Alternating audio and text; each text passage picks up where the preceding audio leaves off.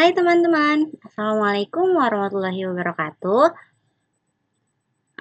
Kita masuk lagi nih ke aplikasi WBT Sinkronus. Salam berdaya. Perkenalkan, saya Nurul Solihah dari Pendidikan Luar Sekolah Universitas Negeri Jakarta. Pada kesempatan kali ini, saya akan bersama teman-teman akan membahas tentang membangun karakter dan nilai-nilai moral. Sebelum kita memasuki bagaimana cara membangun karakter dan nilai-nilai moral, kita harus mengetahui dulu pengertian dari karakter, pengertian dari nilai, dan pengertian dari moral. Oke, sekarang kita masuk ke pengertian moral. Apa itu moral? Moral adalah prinsip-prinsip dan nilai-nilai berdasarkan pada apa yang orang atau masyarakat percaya akan kebenarannya. Jadi, moral itu adalah sesuatu yang dipercaya oleh masyarakat akan kebenarannya. Selanjutnya, yaitu apa itu value. Value atau nilai adalah prinsip-prinsip oral dan kepercayaan yang orang atau masyarakat anggap sesuatu itu sangat penting di dalam kehidupan mereka. Mereka cenderung untuk hidup berdasarkan pada pedoman atas nilai dan prinsip-prinsip tersebut. Selanjutnya, kita masuk ke prinsip moral dan nilai. Prinsip moral dan nilai itu ada 6. Yang pertama, dapat dipercaya. Yang kedua, respect atau rasa hormat. Yang ketiga, yaitu tanggung jawab. Yang keempat, yaitu kewajaran. Yang kelima, yaitu kepedulian. Dan yang terakhir, yaitu mementingkan organisasi. Selanjutnya, kita masuk ke pengertian karakter. Apa itu karakter? Karakter adalah atribut bawaan yang kompleks dari seseorang yang menentukan moral, aksi, dan reaksi secara etika dari seseorang tersebut.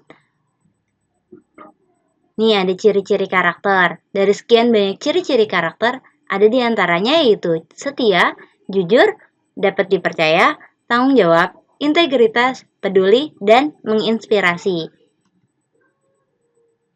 Nah, sering ada pertanyaan nih, kenapa sih karakter itu penting?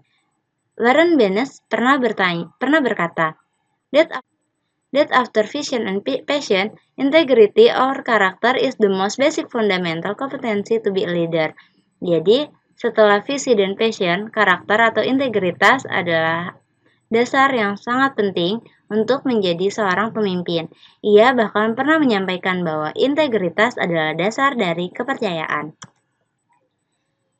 Komponen karakter itu ada 3. Yang pertama, kesadaran moral.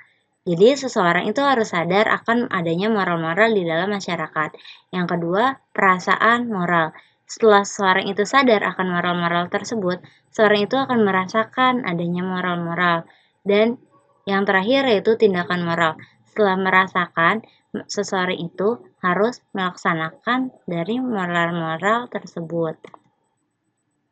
Sekarang kita masuk ke pengembangan karakter dan moral. Di dalam pengembangan karakter dan moral itu ada 4 pertanyaan. Yang pertama yaitu, apa saja karakter yang baik itu? Seseorang yang memiliki karakter yang baik itu diidentifikasi mempunyai 2, yaitu pertama kepribadian dan sosialnya. Pribadinya itu harus jujur, mandiri, bertanggung jawab, self-management, menginspirasi, dan yang terakhir punya integritas. Sosialnya itu harus jago bersosialisasi, baik hati, mengasihi, sopan santun, dan dapat dipercaya. Pertanyaan selanjutnya yaitu, apa saja sih yang membentuk karakter? Yang membentuk karakter itu ada faktor keturunan. Jadi apabila orang tuanya itu baik, ada kemungkinan anaknya juga akan baik. Yang kedua yaitu pengalaman dari masa lalu. Seseorang itu seringkali bercermin dari masa lalu yang akan membuat perubahan-perubahan di masa yang akan datang. Selanjutnya yaitu meniru orang lain, pengaruh kawan sebaya, pengaruh lingkungan fisik dan sosial, pengaruh media komunikasi, dan juga konten pikiran di komunitas. Jadi, lingkungan akan sangat mempengaruhi karakter dari seseorang. Nih, sekarang kita masuk ke bagaimana karakter itu dapat diukur. Karakter dapat diukur melalui pengetahuan kognitif, lalu nilai-nilai yang diekspresikan, lalu komitmen yang diekspresikan, lalu rencana yang tertulis, dan yang terakhir yaitu perilaku pribadi dan sosial yang jelas terlihat. Selanjutnya kita masuk ke bagaimana karakter yang baik dapat dikembangkan. Karakter yang baik dapat dikembangkan melalui komunikasi yang efektif dan nilai-nilai yang terbagi antara keluarga, sekolah, agama, organisasi, dan juga komunitas. Sekarang kita masuk ke klasifikasi nilai-nilai. Nilai-nilai dibagi menjadi ada nilai etika, nilai sosial, nilai spiritual, nilai edukasi, dan juga nilai profesional. Nah, sekarang kita masuk ke proses peningkatan nilai-nilai dan mutu.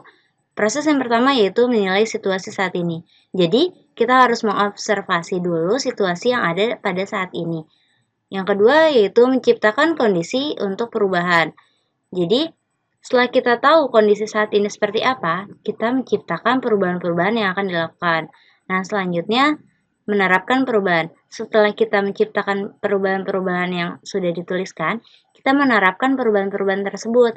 Dan yang terakhir yaitu mengevaluasi atau menilai apakah perubahan yang telah dilakukan dapat membuahkan hasil yang lebih baik atau tidak.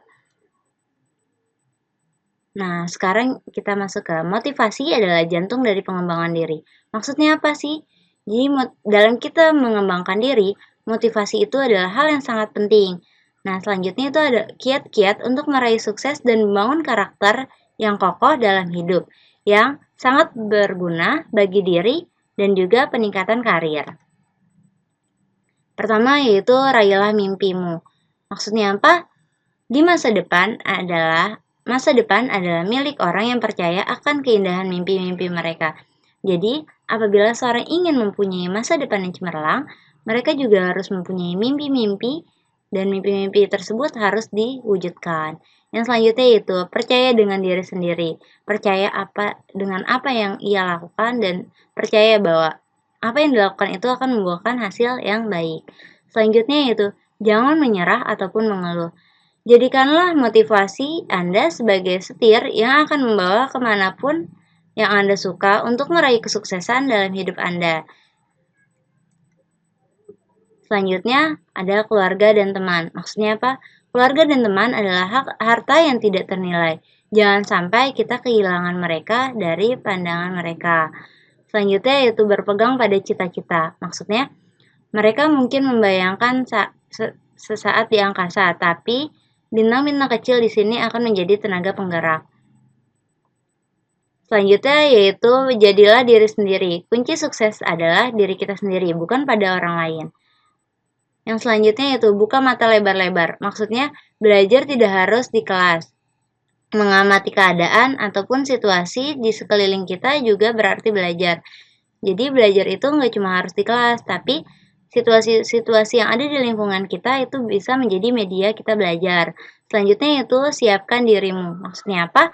Kita harus mendengarkan suara-suara kecil dalam diri kita yang membisikkan kita untuk segera memulai atau berdiri untuk menekan kita.